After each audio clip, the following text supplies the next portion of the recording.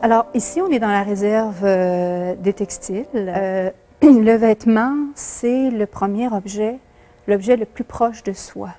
Ce n'est pas un cours sur l'histoire du costume, mais c'est une manière d'appréhender le vêtement dans sa relation à l'humain. Et ce que j'aborde dans le cours, c'est l'évolution de la perception du port du pantalon par les femmes.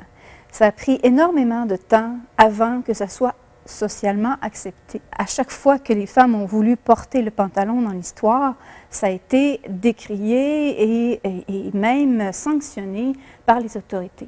Alors, le premier exemple que je donne, c'est Jeanne d'Arc. Une des accusations, c'est d'avoir porté le pantalon. C'était l'affront ultime de mettre un costume militaire qui était réservé aux hommes. Et Jeanne d'Arc a enfreint toutes ces règles et toutes ces normes, et elle a brûlé pour tout ça. Il y a des femmes qui se sont illustrées dans l'histoire en s'habillant en homme. Par exemple, je donne l'exemple de George Sand. Elle raconte dans ses mémoires qu'elle s'habillait en homme à une époque où c'était très mal vu. Et elle disait qu'elle se sentait extrêmement libre. On arrive à une période au 20e siècle où il y a une obligation pour les femmes de tenir le rôle des hommes, et ça va être la Première et la Deuxième Guerre mondiale.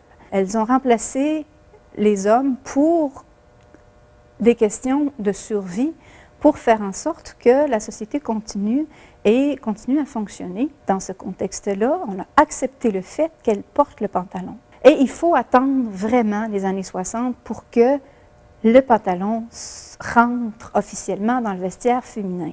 C'est aussi dans les années 60 qu'on va voir apparaître la mini-jupe.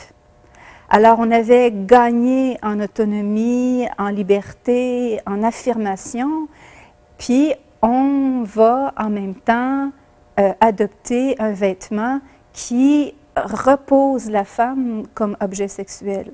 Parce que c'est le vêtement, parmi tous les vêtements dans cette évolution proche, qui va découvrir le corps autant. À travers le vêtement, on peut comprendre les mentalités, on peut comprendre l'évolution des sociétés, de tout le contexte social, politique, économique. Donc, le vêtement est investi de plusieurs significations, d'un niveau symbolique très, très fort. Et je crois que c'était important de partir d'exemples comme ça pour faire comprendre ces notions.